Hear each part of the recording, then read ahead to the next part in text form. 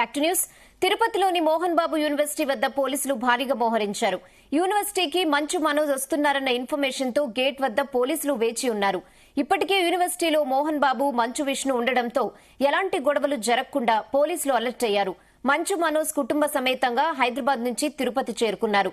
రేణిగుంట విమానాశ్రయం నుంచి రోడ్డు మార్గంలో మోహన్ బాబు యూనివర్సిటీకి భారీ ర్యాలీతో వెళ్లడంతో పోలీసులు అలర్ట్ అయ్యారు. కాలేజ్ పరిసర ప్రాంతాల్లో ఎవ్వరిని అనుమతించడం లేదు. గేట్లను కూడా మూసివేశారు. దీంతో యూనివర్సిటీ వద్ద ఉద్రిక్త పరిస్థితులు నెలకొన్నాయి.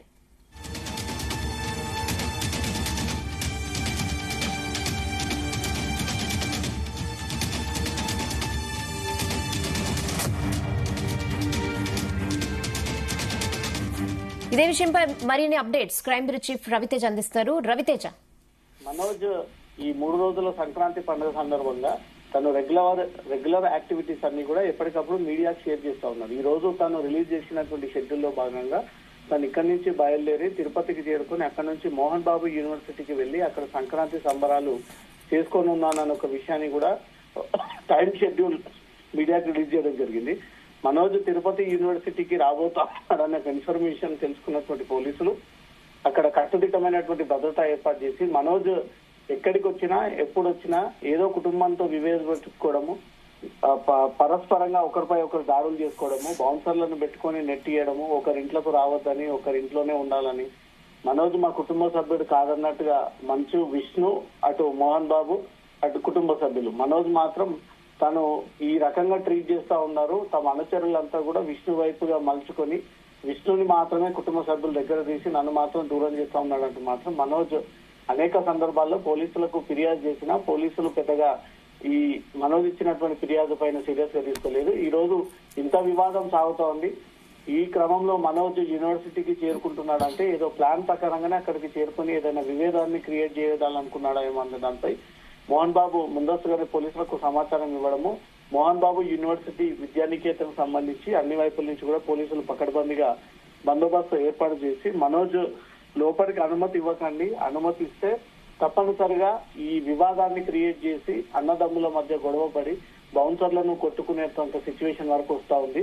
అంతవరకు అవకాశం కల్పించండి అంటూ మాత్రం మోహన్ బాబు యూనివర్సిటీకి భారీగా పోలీసులు భద్రత ఏర్పాటు చేయడం జరిగింది. ఈ రోజు ఉదయాన్నే తను ఆ మీడియాకు ఒక షెడ్యూల్ రిలీజ్ చేసి ఆ షెడ్యూల్లో తను ఎక్కడెక్కడికి వెళ్ళబోతా ఉన్నానంటూ షెడ్యూల్ ని మొత్తం కూడా మీడియాకు ఇన్ఫర్మేషన్ ఇచ్చి దాని ద్వారా మోహన్ బాబు యూనివర్సిటీకి వెళ్తా ఉన్నాను ఒక ఇన్ఫర్మేషన్ ఇవ్వడం జరిగింది. 10:30కు తిరుపతి ఎయిర్పోర్ట్ కి చేరుకొని 11 నుంచి 12 వరకు తిరుపతిలో ఉన్న తన కజిన్ ఇంటికి వెళ్లి అక్కడి నుంచి 12 గంటలకు మోహన్ బాబు యూనివర్సిటీ క్యాంపస్ కి వెళ్తాను. 12:30కు అక్కడికి చేరుకొని మళ్ళీ తిరిగి 12:50 నారవారిపల్లిలో తన కజిన్ ఇంటికి వెళ్లి 1:30కు జల్లికట్టు ఈవెంట్ లో పార్టిసిపేట్ అయ్యి మళ్ళీ 2:30కు ఎంబీఈ యూనివర్సిటీ వద్ద ఈ క్యాంపస్ ఏరియాలో నేను మీడియా సమావేశాన్ని ఏర్పాటు చేస్తానంటూ కూడా దాంట్లో షెడ్యూల్ ప్రకటించడం జరిగింది. అక్కడి నుంచి 4:30కు అక్కడ అనాథ ఆశ్రమంలో ఉన్నటువంటి పిల్లల దగ్గరికి వెళ్లి కొద్దిసేపు టైం స్పెండ్ చేస్తానంటూ కూడా ఈ విషయాన్ని తెలియజేసింది.